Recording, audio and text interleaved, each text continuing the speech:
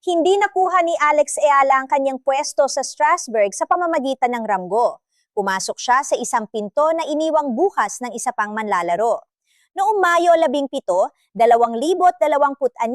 umatras si Hailey Baptiste ng Estados Unidos mula sa International de Strasbourg at ang organizing committee ay bumalinsa ng ungunang pangalan sa qualifying list. Ang pangalang yon ay Eala, world number 38, kaliwete na manlalarong Pilipino na may dalang 1,300 at 40 WTA ranking points sa isang torneo kung saan kailangan niya ang bawat isa sa mga ito. Hindi ito isang kwento tungkol sa isang maswerteng pagkakataon.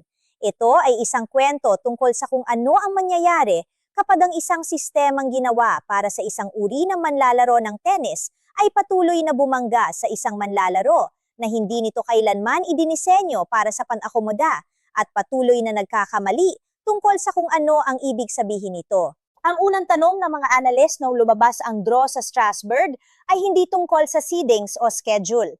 Ito ay tungkol kay Alexandra Oleynikova. Ang Ukrainian ay nasa ranggong 68 at hindi siya isang power hitter. Hindi pumunta si Eala sa Strasbourg para sumipsip ng bilis mula sa isang mabigat na baseline game at hindi yon inaalok ni Oleynikova. Ang inaalok niya sa halip ay mga slices, looping moonballs at walang humpay na defensive scrambling, isang estilo na sadyang hindi tradisyonal para ilayo ang ritmo sa mga kalaban sa halip na daigin sila. Sa buong season, ang technical na pag-uusap tungkol kay Eala ay nakasentro sa isang bagay, ang kanyang kakayahang sumipsip ng bilis. Tinawag ito ni Daniel Collins na world class, ngunit laban kay Oleynikova, napakakaunting bilis ang dapat sumipsip. Pinipilit ng match-up si Eala na bumuo ng sarili niyang lakas, bumuo ng sarili niyang puntos mula sa simula, at magpanatili ng antas ng tactical na pasensya na hindi pa talaga siya nasusubok simula nang magsimula ang clay swing. Para maunawaan kung bakit mahalaga yon, kailangan mong bumalik sa Roma. Sa Internazionali BNL d'Italia, ang Foro Italico, sa unang pagkakataon sa kanyang karera, nakarating si Alexandra Eala sa ikatlong round ng isang clay court WTA 1000 tournament. Tinalo niya si Magdalena Frech ng Poland sa unang round. Pagkatapos ay tinalo si Wang Xinyu ng China upang makarating sa round of 32, ang unang pagkakataon na nakarating siya ng ganito kalalim sa isang clay 1,000. Hindi ito mga regular na panalo. Ang bawat puntos sa Foro Italico ay may bigat ng isang venue na naging sentro ng Italian tennis sa loob ng mga dekada. Ngunit ang laban na tunay na nagbigay kahulugan sa oras ni Eala sa Rome ay hindi ang kanyang napanalunan. Ito ay ang pagkatalo kay Elena Rybakina, world number 2, isa sa pinakamabigat na server sa kasaysayan ng women's tennis. Ang huling score ay 6-4, 6-3 pabor kay Rybakina. Gayunpaman, ang mga analyst na sumubaybay kay Elena sa buong season ay naglarawan ng isang bagay na hindi nila lubos na inaasahan. Si Rybakina ay kailangang magtrabaho. Ang pagsipsip ni Elena sa bilis ng depensa, ang parehong katamiyang Collins na itinuturing na world class, ay gumagana pa rin. Totoo ang pagkatalo, ngunit gayon din ang pagganap na itinatago nito. Ang Foro Italico ay nagbigay kay Elena 65 puntos sa ranggo at 46,880 euro na premyong pera. Ang ibinigay din ito sa kanya ay isang bagay na mas mahirap sukatin.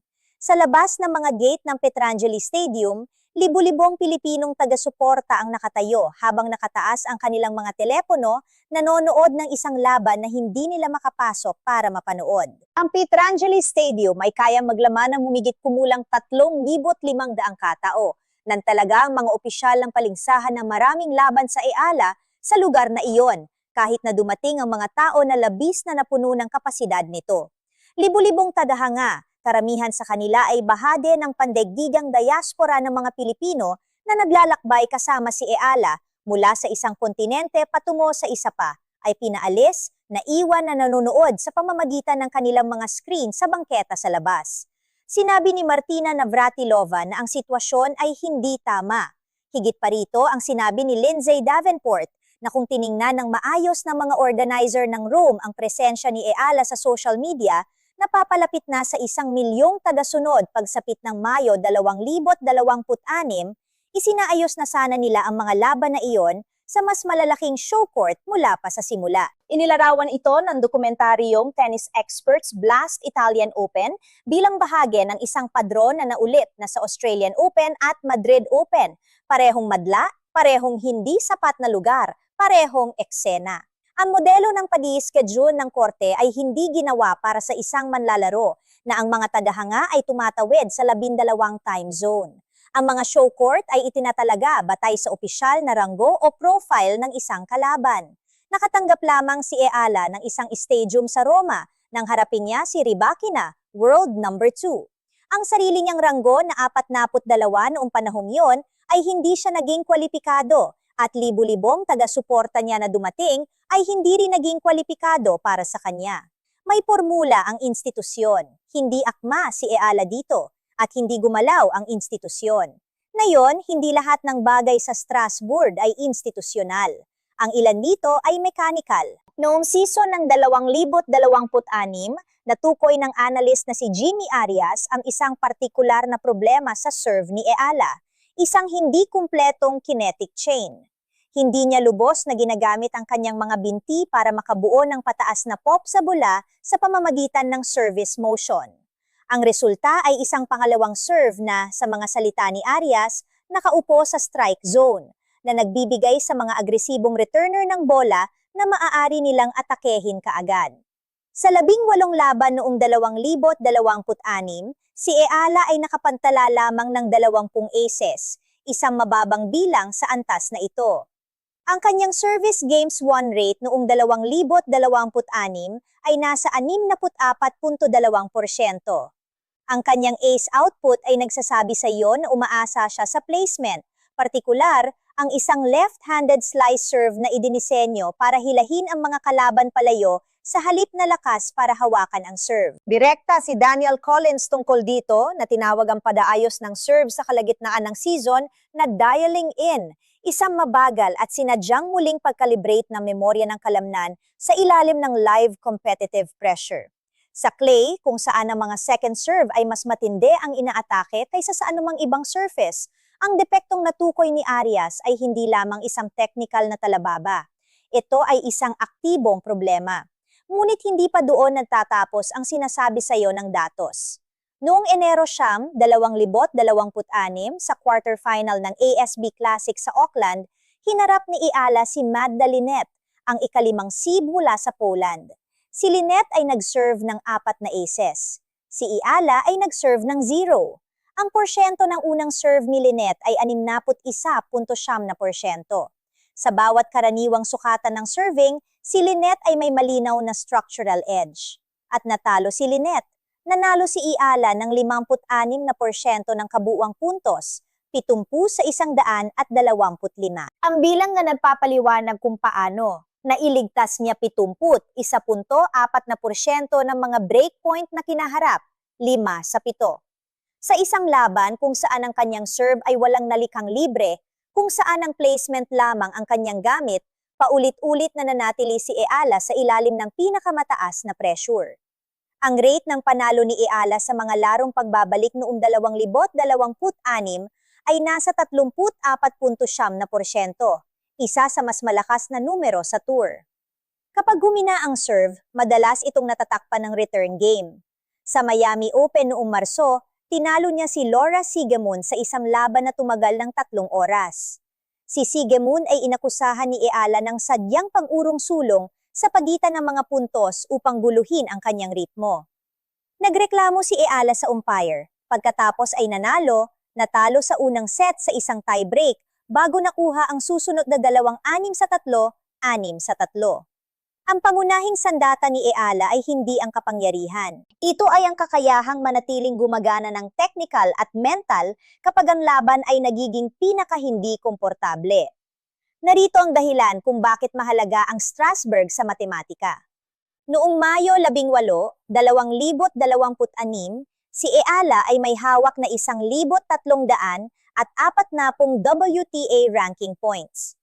Para magkaroon ng seeded position sa isang Grand Slam, top 32, ang isang manlalaro ay karaniwang nangangailangan ng nasa pagitan ng 1,600 at 1,800 points. Ang EALA ay nasa pagitan ng 200 at 64 at 60 points na kulang sa linyang iyon. Ang isang Strasbourg semifinal ay nagkakahalaga ng 100 at 75 ranking points. Ang isang final ay nagkakahalaga ng 325. Ang isang titulo ay nagkakahalaga ng 500. Ngunit ang akumulasyon ng puntos ay kalahati lamang ng kwento. Ang WTA ay nagpapatakbo ng 52-week rolling system na nangangahulugang ang mga puntos ay hindi basta-basta nabubuo.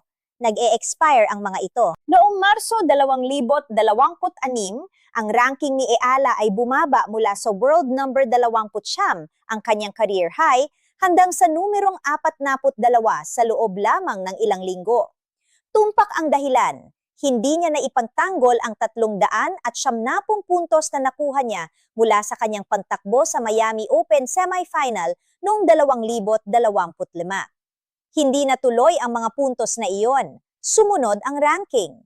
Ang Strasbourg ang huling kaganapan bago magsimula ang French Open sa Mayo 24.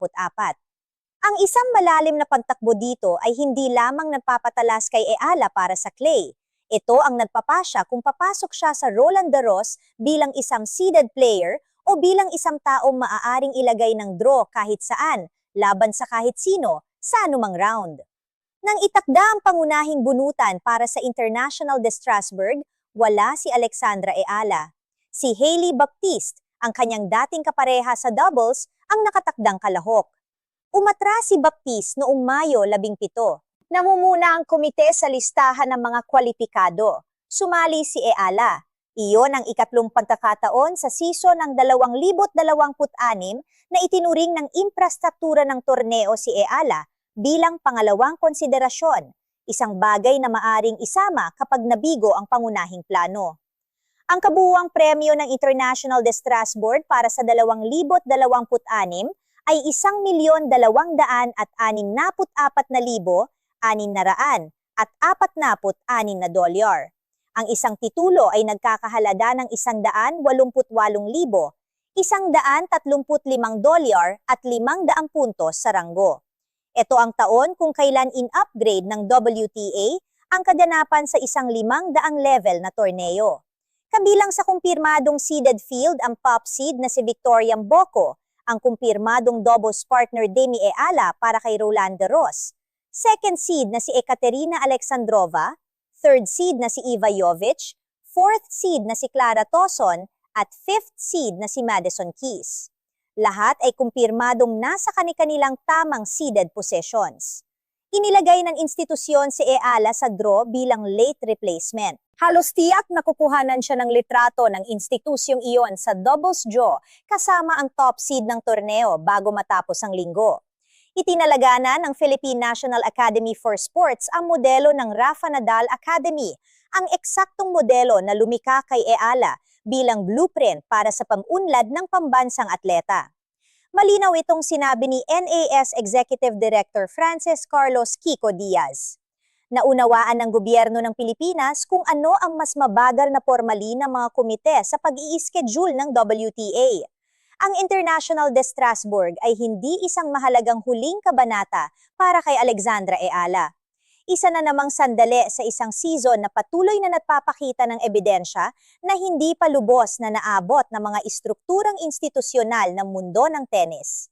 Ang kanyang unang laban-laban kay Oleinikova ay hindi mapagpapasyahan ng mga alas o kapangyarihan. Ito ay nakasalalay kung ang kinetic chain flow na natukoy ni Arias ay magtatagal ng sapat at kung ang 71.4% breakpoint save rate mula sa Auckland ay maaring maging clay laban sa isang kalaban na walang ibinibigay na ritmo at pinipilit si EALA na gawin ang lahat ng mag-isa. Ang infrastruktura ay itinayo para sa isang panahon kung kailan ang sentro ng grabidad ng esport ay matatag na nasa Europa at Hilagang Amerika. Ang base ng mga tagahanga ni EALA, ang kanyang mga numero ng bunutan at ang kanyang landas ng premyong pera ay nagpapakita na ang sentro ay nagbabago. Nakita ito ni Martina Navratilova sa Foro Italico. Nakita ito ni Lindsay Davenport. Nakita ito ng 3,500 seat stadium dahil sa pagiging napakaliit nito para magkasya sa mga lumitaw. Ang wala pang nasasagot ay kung ang isang institusyon ng tennis ay maaaring talagang baguhin ang hugis ng pag-angat ng isang manlalaro, o kung ang manlalaro ay kailangan lamang na patuloy na manalo hanggang sa ang institusyon ay wala ng ibang pagpipilian kundi ang lumipat.